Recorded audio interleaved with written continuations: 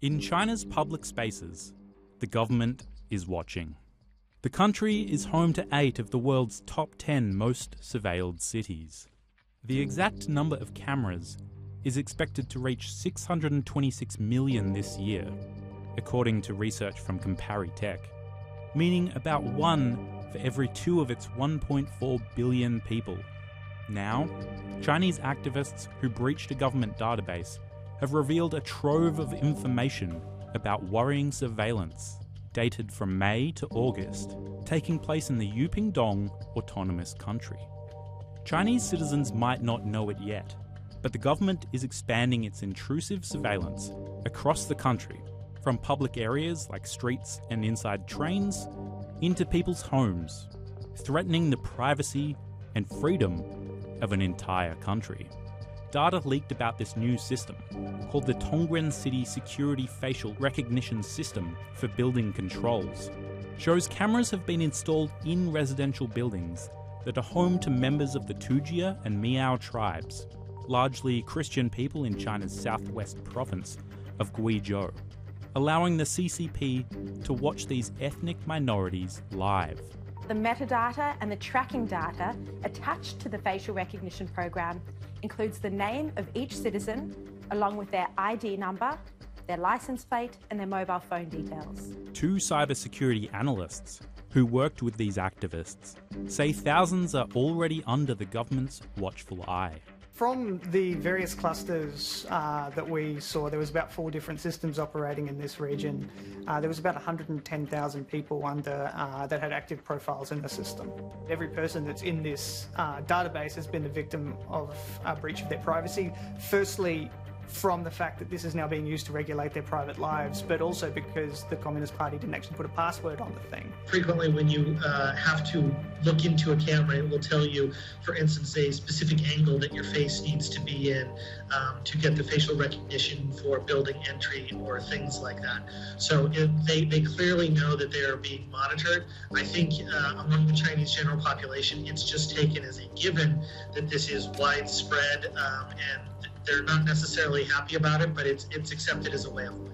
The surveillance allows the CCP to swiftly respond to any movements they see as a threat, identifying individuals as either normal or abnormal by building up a meticulous profile constructed in the monitoring process. This is surveillance that keeps track of people going in and out of apartment buildings, matches the faces to IDs and mobile phone numbers, and identifies anomalies. So if you happen to be having unusual visitors to your apartment, then the state intelligence services know. That could be followed by a swift visit from authorities. What the Chinese activists are so concerned about is that people are in effect living in homes that have been turned into prisons. When someone's name pops up, it registers whether they are normal or abnormal. And if for whatever reason they're on a blacklist or an abnormal list, the authorities can immediately see where they are and turn up to find out what's going on or to arrest them.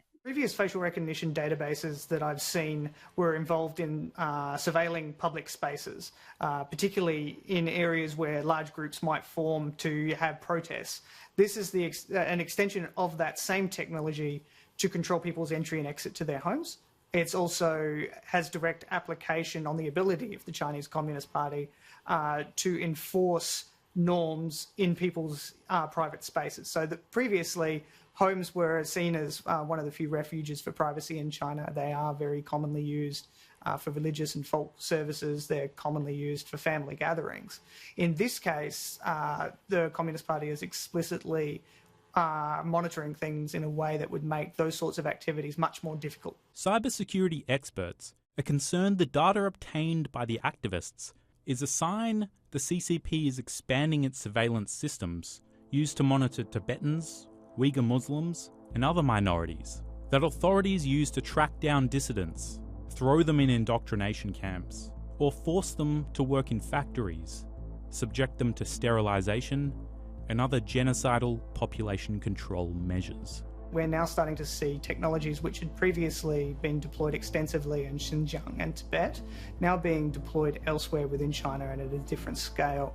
This is different to other facial recognition database systems that I've explored in the past. When I originally saw this one, I thought I was looking at something from an ATM camera, for example. But after we went through the metadata, it became clear that this was a building access management system where state government facial recognition systems were being used to authenticate people's access to their own homes. This seems to imply that Beijing is essentially extending its Xinjiang level crackdown and control to minorities, to religious groups, to basically anything that is a threat to the CCP. I think it's pretty much all religions that are not Chinese Buddhist, and I think fundamentally it's about individuals that they would deem that would be less than loyal to the Chinese Communist Party.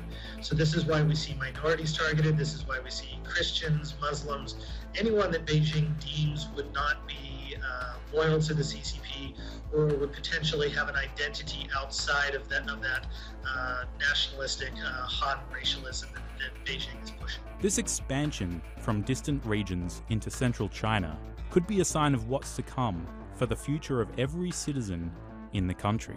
Now seeing it deployed more inside the central components of China is deeply concerning. This is China rolling out the kind of surveillance they do over the Uyghurs in Xinjiang to other minorities across their country. And it's the future of what they'll be doing for every Chinese citizen.